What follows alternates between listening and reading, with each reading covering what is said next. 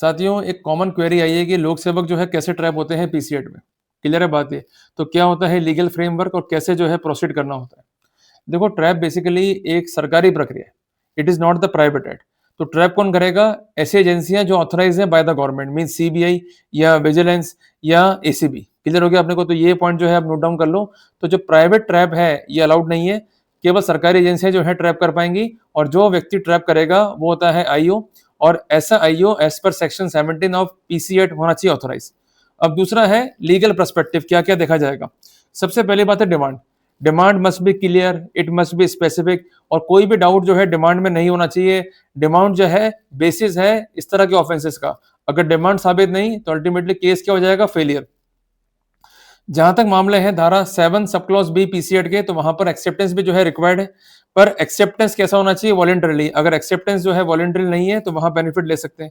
तीसरी बात है कि रिकवरी अगर आपसे नहीं है, रिकवरी मींस किसी टेबल से है या किसी अलमीरा से है, तो वहां पर हम डिफेंस जो है ले सकते हैं। और एक बात ध्यान रखिएगा, अगर डिमांड साबित नहीं, मियर acceptance मियर recovery can not connect you with the crime. कई बार जो है देखा गया ऐसा कि एंटी करप्शन वाले जो है कंपेल करते हैं आपको कि आप कन्फेस कर लो, ये पैसा आपने कहाँ रखा है, ये बरामद करा दो।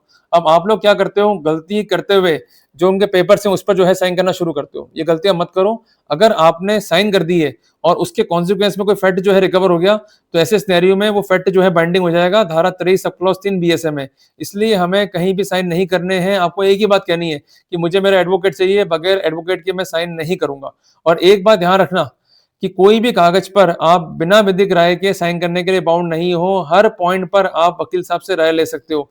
डॉक्यूमेंट का नेचर क्या है, उसमें क्या फैक्ट्स लिखे गए, इस बारे में उनकी राय ले सकते हो। धारा 38 बी एनएसएस में आपको राइट दिया गया है। अगर आपको अधिकार नहीं दिया जा रहा है, 24 आवर्स के भीतर भीतर आपके डिटेंशन से जब आप पेश होगे बिफोर द मजिस्ट्रेट या बिफोर द कोर्ट, इस फैक्ट को जरूर इन्फॉर्म करो कि हमने इन्हें कहा था कि हम तैयार हैं कॉपरेशन के लिए। हमने ये भी कहा था कि हमें एक्सेस दीजिए वकील साहब का, ताकि डॉक्यूमेंट पर हम साइन करने से पहले उन्हें पढ़वा सकें और सही विधिक राय के आधार पर हम लोग प्रोसीड कर सकें। पर इन लोगों ने हमारी बात नहीं सुनी, हमें धमकाया, हमें इंड्यूस किया और जबरन जो है साइन ले लिए खाली पन्नों के ऊपर।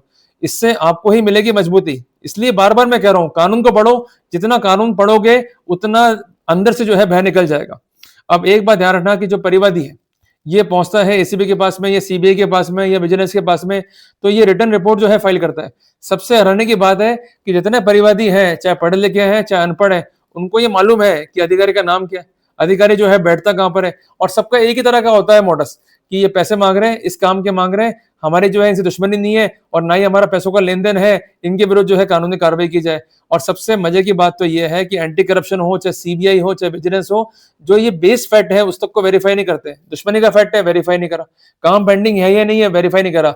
सिंपल सी बात है, रिकॉर्डर देते हैं, ये रिकॉर्ड करके ले आते हैं और परिणाम भुगतना पड़ता है इनोसेंट अक्यूज्ड को। तो इस बात का जो है विशेष ध्यान रखें। अगर बेईमानी की गई है, ढंग से इन्वेस्टिगेट नहीं किया गया मैटर को, तो ऐसे सिनेरियो में जब भी एफआईआर है अपना पूरा जवाब जो है पेश करें, ताकि आप फैक्ट्स को जो है सबमिट कर सकें। अगर आप ऐसा नहीं करेंगे, आपको ये वहम है कि इस सब का डिफेंस जो है आउट हो जाएगा, तो इसमें आप ही जो है घाटा खाएंगे।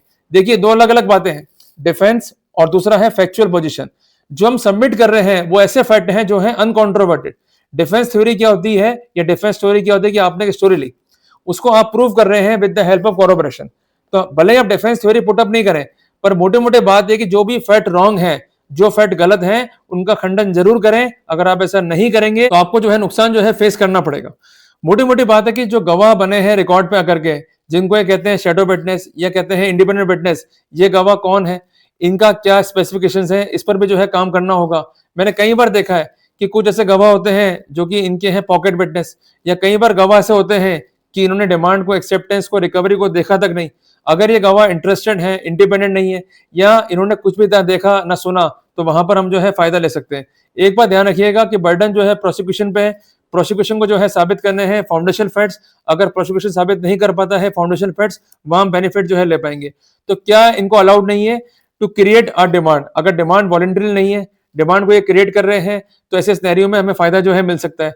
अपार्ट फ्रॉम दैट हम ये थ्योरी भी ले सकते हैं कि हमने पैसे जो है एक्सेप्ट नहीं करें, पैसों को जो है ग्राफ्ट किया गया है, या पैसों को जो है प्लांट किया गया है, या फोर्सफुली पैसे जो है थ्रस्ट करने का प्रयास किया गया है। क्लियर है बात ये? इसके अलावा हम ये पॉइंट भी ले सकते हैं कि सैंक्शन जो है प्रॉपर नहीं है। इसके अलावा हम ये पॉइंट भी ले सकते हैं कि there is no shadow witness. In addition to this we may take the point कि यहाँ पर कोई भी इंडिपेंडेंट जो है वेरिफिकेशन या कोरोबोरेशन नहीं है। तो अगर इस पॉइंट पर हम काम करते हैं तो डेफिनेटली हम एक केस को प्रॉपर्ली ऑब्जर्व करते हुए कॉन्टेस्ट जो है कर पाएंगे। तो मैं उम्मीद करता हूं कि मैंने एक महत्वपूर्ण जानकारी आपको दी कंसर्निंग द ट्रैप केसेस कि ये कैसे प्रोसीड करते हैं और क्या क्या उसमें होती है खामियां। जल्दी मिलेंगे एक नए टॉपिक के साथ। टिल देन जय हिंद, जय भारत।